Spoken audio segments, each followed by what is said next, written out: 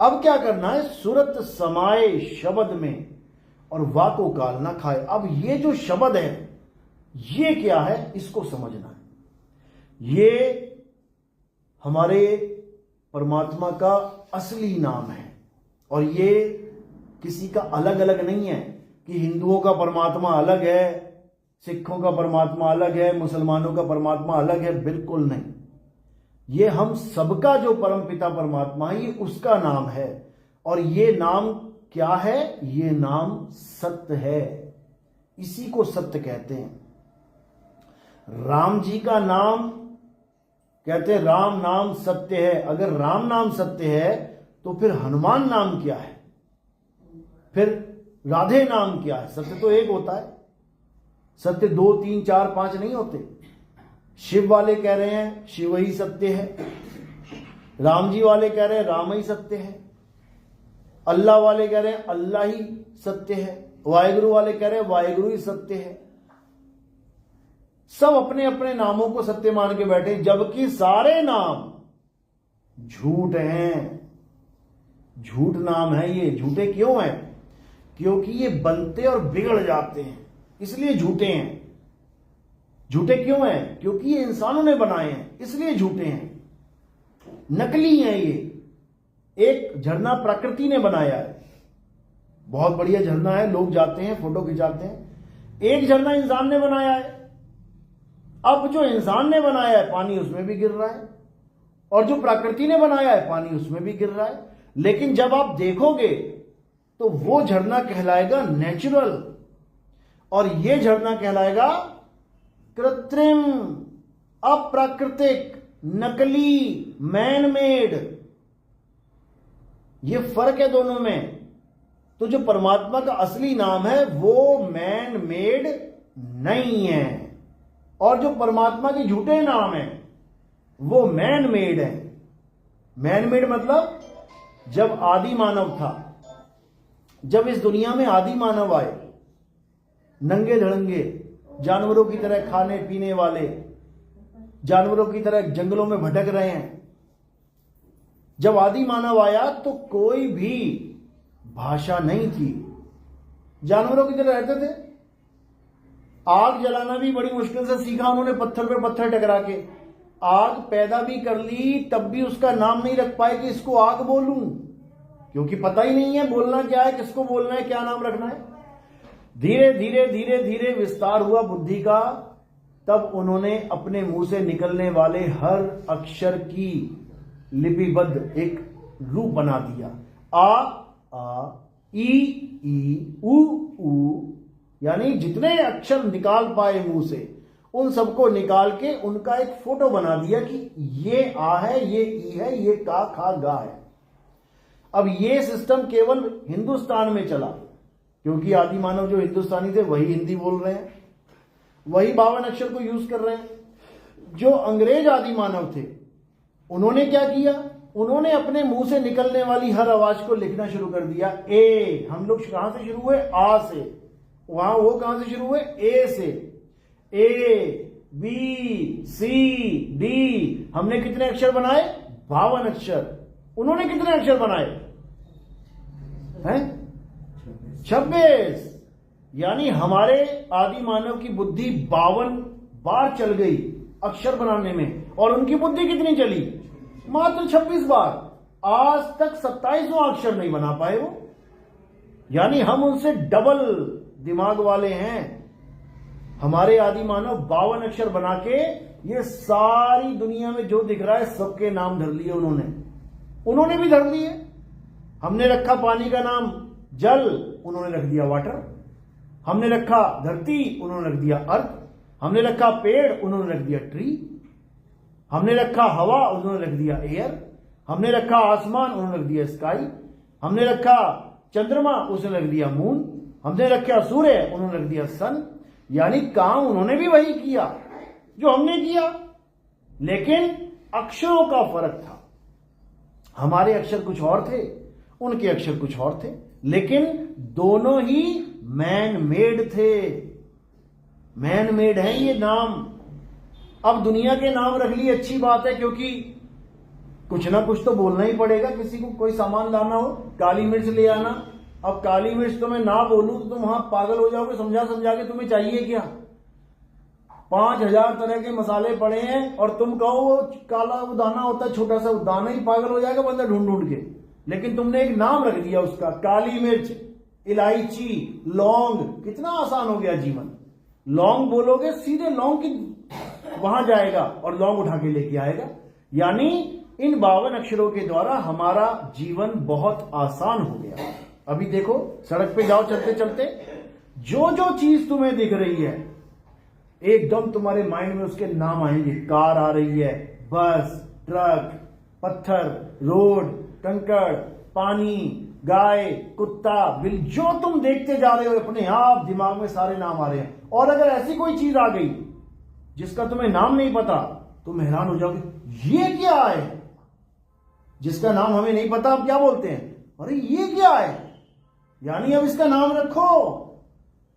इसीलिए हमारे घर में बच्चा पैदा होता है, सबसे पहले क्या भगदड़ मच जाती है, नाम रखो नाम रखो नाम रखो। कहेंगे क्या इसे हम? तो ये जो नाम रखने वाला प्रोसेस है, ये किसका है? गाय ने ना रखा कभी अपने बच्चे का नाम। 20-20 बच्चे पैदा करते सुअर ने, एक भी नाम ना रखा सुअर ने अपने बच्चों का। कुत्ते, बिल्ली, हाथी, घोड़े सब बच्चे पैदा कर रहे हैं, खा रहे हैं, पी रहे हैं, मर जा रहे हैं, लेकिन कोई किसी का नाम नहीं रखता। केवल इंसान को बीमारी लगी हुई है नाम रखने की। बच्चा पैदा हुआ नहीं, नाम रखो नाम रखो नाम रखो, क्योंकि ये नामों के चक्कर में ऐसा उलझ चुका है, बिना नाम के ये रह ही नहीं सकता। तो ये नाम सब कहां से आ रहे हैं? 52 अक्षरों से। सारे संसार की हर चीज के नाम कहां से आ रहे हैं? 52 अक्षरों के। 52 अक्षरों को खत्म कर दो, हर चीज का नाम खत्म हो जाएगा, चीज वहीं रहेगी। आदि मानव जब था, पेड़ भी वहीं था, पानी भी वहीं था, पत्ते भी वहीं थे, फूल भी वहीं था, सूरज भी वहीं था, चांद भी वहीं था, सारे जानवर भी वहीं थे, लेकिन उनका नाम नहीं रखा था उसने। तो क्या जीवन नहीं था? बिल्कुल था। लेकिन जब उसने नाम रखना शुरू कर दिया, अच्छी बात है, जीवन आसान हो गया। लेकिन दिक्कत कहां हो गई? जब उसने भगवान के नाम रखना शुरू कर दिया। हिंदुओं ने रख दिया राम, श्याम, शिव, शक्ति। मुसलमानों ने रख दिया अल्लाह, रब, रब्बुल आलमीन, हक, कबीर। ईसाइयों ने रख दिया गॉड, यहोवा, यीशु। सिखों ने रख दिया सतपुरुख, अकाल मूरत, सतनाम। अब ये जो नाम रखे हैं इन लोगों ने, ये भी 52 से ही बने हैं। और ये नाम जो रखे हैं ये भी एक ही ताकत के नाम है। ताकत एक ही है, पावर एक ही है, लेकिन उसके नाम अनेक रख दिए। अब झगड़ा यहां पे शुरू हो गया। हिंदू कह रहा है नहीं, राम राम जप के मुक्ति मिलेगी, राधे राधे जप के मुक्ति। वो कह रहा है नहीं, अल्लाह अल्लाह जप के मुक्ति मिलेगी। राधा स्वामी वाले कह रहे नहीं, राधा स्वामी जपना पड़ेगा तब मुक्ति मिलेगी। निरंकार वाले कह रहे नहीं, तू ही निरंकार बोलना पड़ेगा तब मुक्ति मिलेगी। हर बंदा अपने अपने नामों को बड़ा करने में लगा है कि मेरा वाला नाम बड़ा है। लड़ाई किस बात की है? पानी यहां पड़ा है, प्यास सबको लगी है और झगड़ा कर रहे हैं। जल जल जपोगे तो प्यास बुझेगी। वो कह रहा ना, वाटर वाटर जपेगा तो प्यास बुझेगी। नीर नीर तोय तोय जपोगे तब नहीं, पानी पानी जपना पड़ेगा। और प्यास एक भी नाम से नहीं बुझने वाली, एक भी नाम से बुझने वाली। सारी उम्र राम राम करके मर जाएंगे, लेकिन राम नहीं मिलने वाला। बाबा नानक ने 600 साल पहले बोल दिया था, राम राम करता सब जग फिरे और राम ना पाया जाए। पा ही नहीं सकते उसको। क्यों? क्योंकि तुम्हें पता ही नहीं है राम कहते किसे हैं, वो राम है क्या, वो हमें पता ही नहीं है। तो कैसे मिलेगा? वो मिल ही नहीं सकता। केवल नाम जपने से राम मिल जाए तो फिर छोड़ो नौकरियां, छोड़ो धंधे, बैठ जाओ घर में, धन धन धन धन धन, लो पकड़ो माला, धन धन धन, पैसा पैसा पैसा पैसा पैसा। आ जाएगा क्या? अरे साहिब बाणियां बोल के गए इनके ऊपर, धन धन कहे जो नर धनिया होए, तो निर्धनिया रहे ना कोई। कबीर साहब कह रहे हैं, अगर धन धन करने से तुम्हारे घर में भंडार भर जाए तो निर्धन कौन रहेगा यहां पे? लक्ष्मी माता की पूजा बताओ कब से कर रहे हैं हम लोग? युगों युग बीत गए और अमीर कौन हो गया? 20 साल में दुबई अमीर हो गया। हम वहीं के वहीं बैठे हैं, सारी पूजा हमने कर डाली और पैसा कोई और ले गया उठा के। दिक्कत ये है, करना क्या है? उस राम को जानना है कि राम है क्या। अब राम को कैसे जाने? क्योंकि हमारे दिमाग में केवल एक राम फिट है। कौन? दशरथ जी के बेटे त्रेता युग वाले राम। और कौन राम है? हाँ, किसी के गली मोहल्ले में किसी ने नाम राम रख दिया, वो बात अलग है। लेकिन जो पूजनीय राम एक है, जिसको दशरथ जी का बेटा कहते हैं। अब इसी में समझ जाना, कबीर साहब दुआ कह रहे हैं, एक राम दशरथ का बेटा, जिसके पीछे लड़ाई चल रही है, अयोध्या में राम मंदिर बनना चाहिए। एक राम दशरथ का बेटा, एक राम घट घट में बैठा, ये दूसरा राम है। एक राम का सगल पसारा, ये तीसरा राम है। और एक राम तीनों से न्यारा, ये चौथा राम है। अब हमें तब समझ में आएगा करना क्या है, जब हम इन चारों रामों को जान लेंगे। ये चारों राम केवल हमारे नहीं, सबके हैं। हिंदू, मुस्लिम, सिख, ईसाई सबके हैं। तो पहला राम कौन है? पहला राम है ये काया। एक राम दशरथ का बेटा। दशरथ का बेटा कौन है? जो तुम्हें दिखाई दे रहा है, जो लोगों को दिखाई दिया, हाँ राम जी आ गए, उनका नाम राम रख दिया। आप हनुमान जी की फोटो देख के कभी नहीं कहोगे कि राम जी की फोटो है। कैसे पहचाना? इस काया से। तो पहला राम कौन है? काया राम। ये तुम्हारी काया भी राम है, तुम्हें देख के लोग पहचानते हैं कि तुम कौन हो। और दूसरा राम कौन है? जो घट घट में बैठा, वो कौन है? वो जीव राम है। जीव कहां बैठा है? श्वासों में बैठा हुआ है। देखो किसकी सांस नहीं चल रही है? सबकी चल रही है। यानी दूसरा राम घट में बैठ के काम कर रहा है अपना। अगर वो राम निकल जाए तो ये वाला राम ठंडा पड़ जाएगा। इस वाले राम की वजह से इस वाले राम के काम चल रहे हैं। समझ लो, समझ में आ रही बात? एक राम दशरथ का बेटा काया राम, एक राम घट घट में बैठा, आप सब में बैठा हुआ है, जो सांस चल रही है आपकी। कुत्ता, बिल्ली, हाथी, घोड़ा, कछुआ, जो मर्जी ले लो तुम, वो दूसरा राम सब में बैठा हुआ है।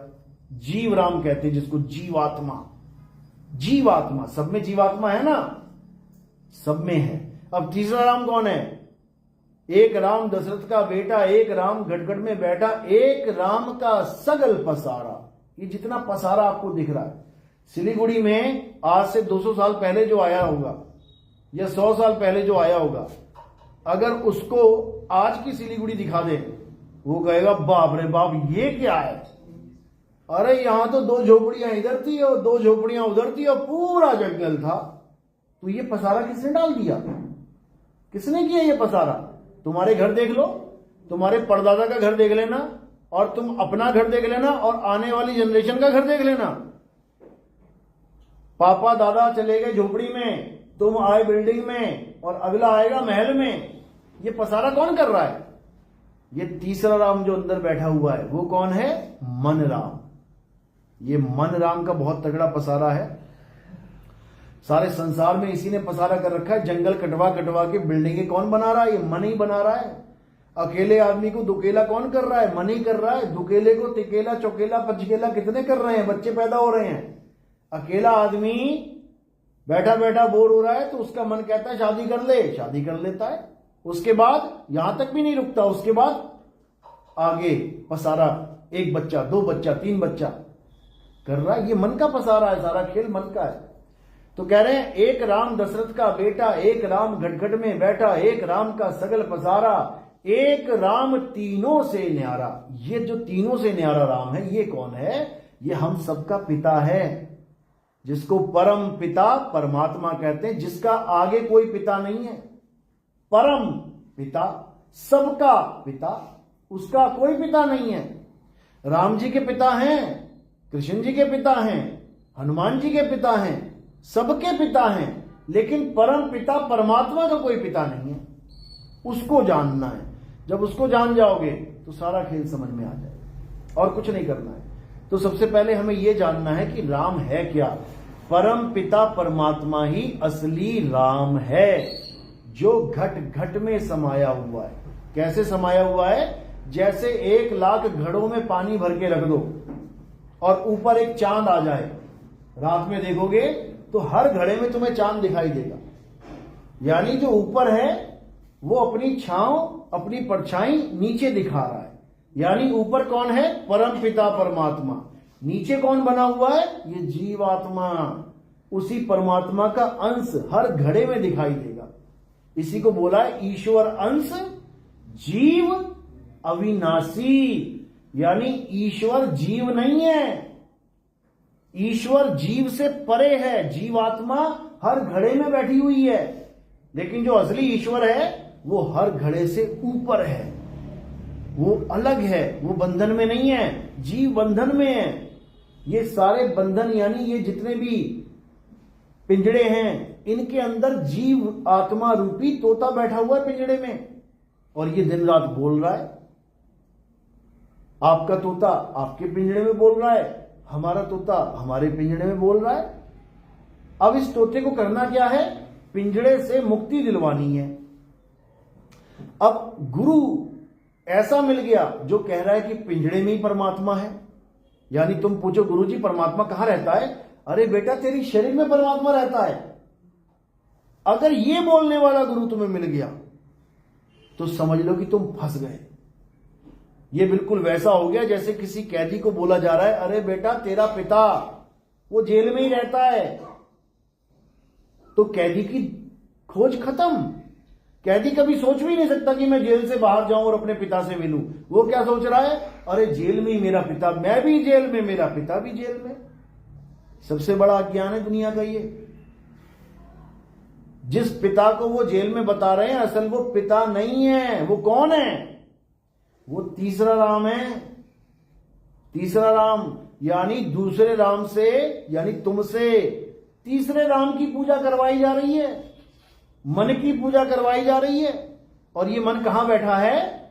ये यहां बैठा हुआ है, जिसको हम कहते हैं इंगला पिंगला सुषमना, जिसको हम कहते हैं शिव नेत्र, जिसको हम कहते हैं तीसरा तिल, जिसको हम कहते हैं थर्ड आई, जिसको हम कहते हैं त्रिकुटी।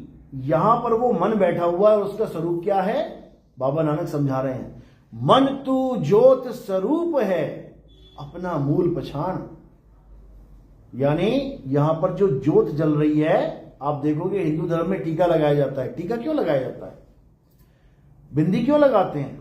लेडीज बिंदी लगाती हैं और जेंट्स टीका लगाते हैं। क्यों लगाते हैं? कारण क्या है? यही कारण है ताकि तुम्हारा ध्यान हमेशा यहां लगा रहे। जब तुम बिंदी लगा लेते हो तब क्या होता है? ना चाहते हुए तुम्हारा ध्यान एकाग्र रहता है यहां पर। और जब हम टीका लगा लेते हैं तो ना चाहते हुए भी हमारा ध्यान वहीं रहता है। क्यों? क्योंकि ठंडक मिलती रहती है। टीके में कपूर होता है, चंदन होता है, लगा लिया। अब जहां पर ठंड लग रही है बढ़िया, वहीं पे ध्यान एकाग्र हो रहा है। तो किसकी साधना कर रहे हैं हम? उसी तीसरे राम की, जो मन है, मन स्वरूपी राम। और उसी मन की पूजा ब्रह्मा विष्णु महेश जी, गौरी गणेश जी और जितने देवी देवता ये सब उसी की पूजा करते हैं। उस मन का नाम क्या है असली? उसका नाम है अलख निरंजन। नाम सुना होगा, अलख निरंजन। कौन है ये? कभी फोटो देखी इसकी?